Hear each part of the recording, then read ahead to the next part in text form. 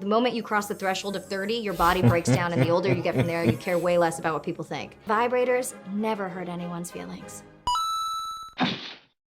So apparently piggybanking is a term where you hold your sexual partners in emotional hostage situation, whether it's to get occasional sex every now and then or for some other reason. But I'm glad Akana did a video about it, because I have some specific points that I want to talk about and that you should be aware of. Let's see what she has to share with us. So I made a horrible mistake.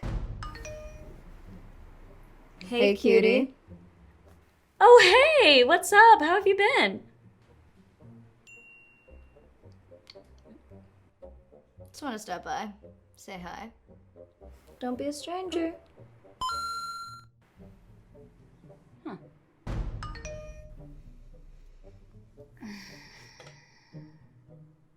Hey, sexy.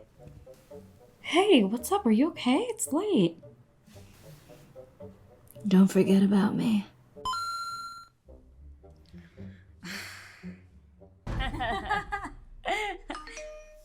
Oh god, not this again. What? Dude, Anna keeps sending me text messages every few months that are vague, and they're like, hey babe, hey cutie. And then when I actually engage in conversation, he stops responding. Oh, girl.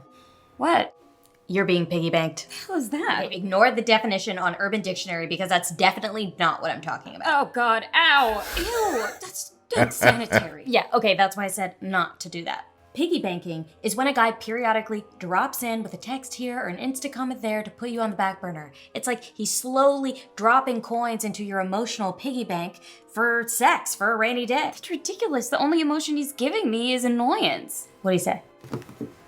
Hey, sexy. No, you gotta stop. Stop what, winky face? Tell him he's piggybanking you. You're piggybanking me. Whoa, Melissa, I would never insert a nickel into... Oh my god, that's unsanitary. No, not that.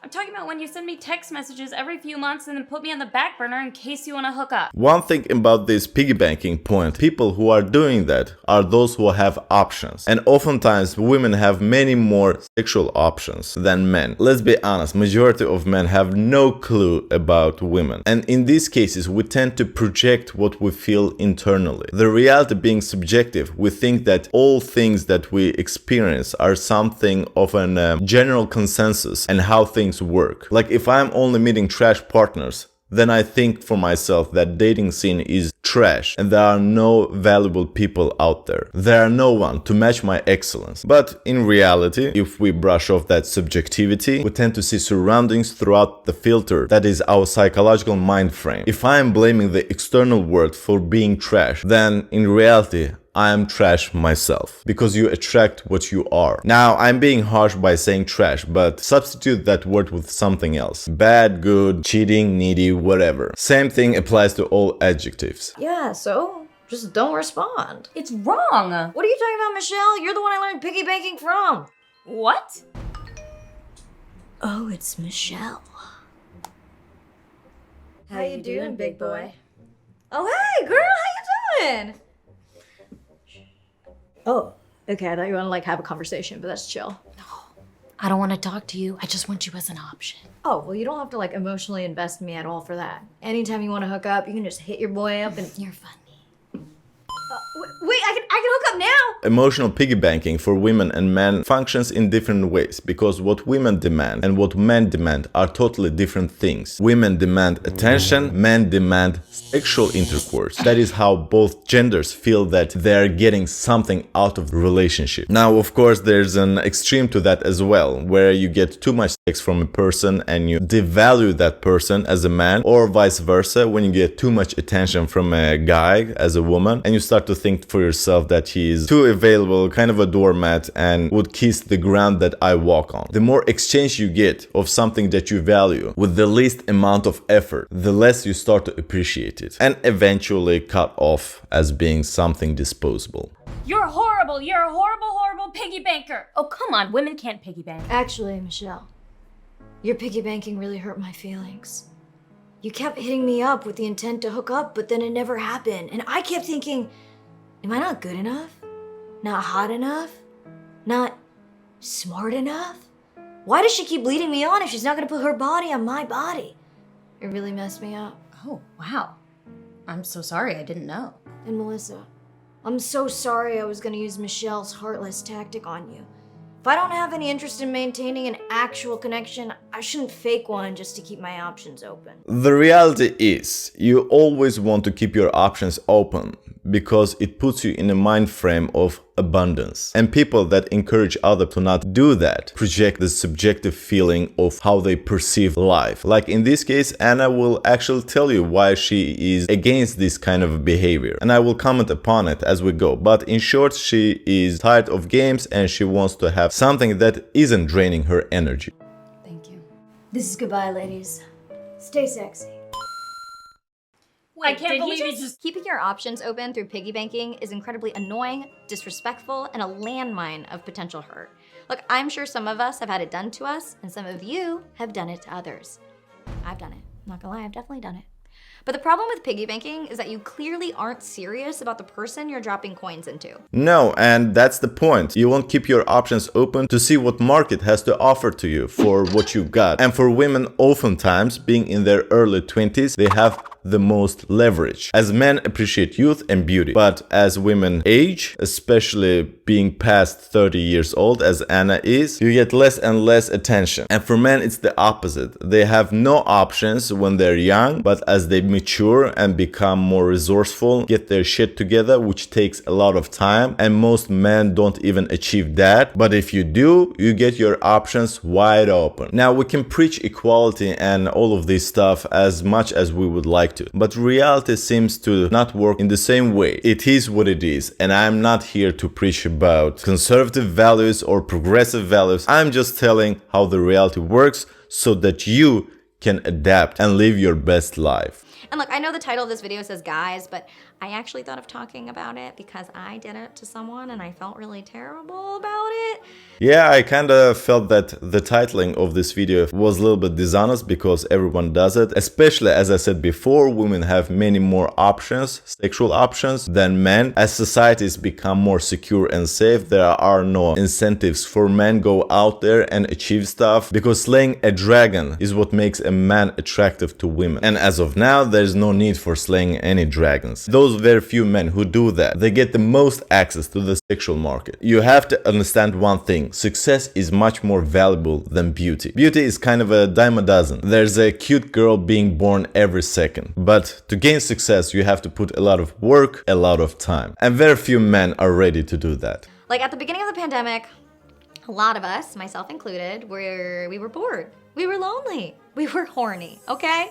I actually had this conversation with Michelle. Okay, there's gotta be someone we can flirt with. There has to. Okay, we'll just look through our contact list and we'll find someone. Okay, anyone. I just need to get laid. If there is a God. Oh my God. What? Found one.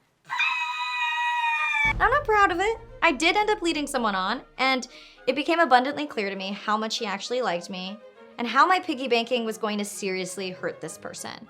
And he was a good, sweet person who didn't deserve that. So I broke it off, told him I was very sorry, that I wouldn't be contacting him again unless I was serious in order to spare his feelings. And since then, I've been trying to be way more direct and honest with people about my romantic intentions, whatever they are. I don't want to be presumptuous because you may just have invited me over as friends, but just in case you have romantic intent, I want to let you know that I'm not on the same page. Yeah, that's totally cool.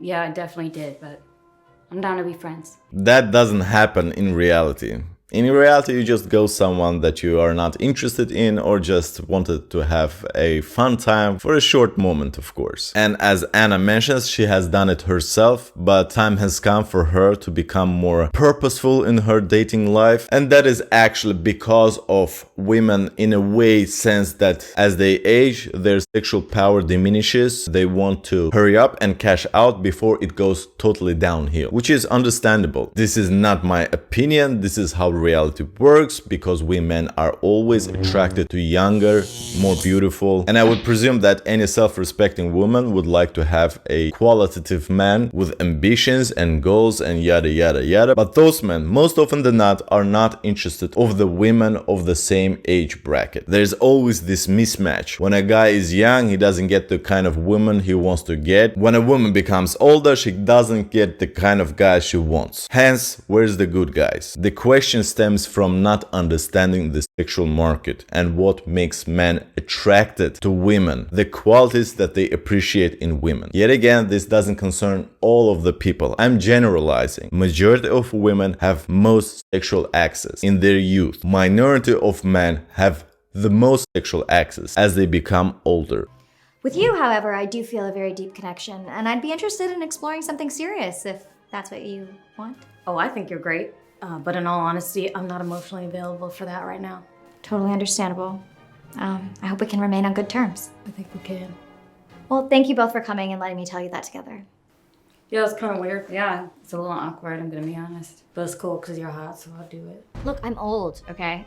My channel is dying. I'm dying. I pulled my back yesterday just by picking up a robot vacuum. I tweaked my neck just by waking up and existing. I'm getting to a point in my life that my therapist always calls when women come into their psychological power. I think it should be called the moment you cross the threshold of 30, your body breaks down, and the older you get from there, you care way less about what people think. I have to give it to Anna. She's being very honest with herself, shares it with public jokingly. And that's a good way of tackling this issue, because it's an issue. As the societies become more liberal and it's up to each and every person to figure out how sexual market works, simultaneously getting a very skewed perspective from the media on how it should work, which doesn't match with reality, it becomes very confusing and you don't know where to begin. She's realizing this problem and of course starts to date purposefully. And I feel like she's right. You know, I feel more than ever very comfortable living in my truth, embodying the grumpy goblin I authentically am, and honoring where my feelings are in the moment. And obviously I'm gonna mess up because I'm an idiot with human whims, and I did mess up by hurting this very nice person's feelings.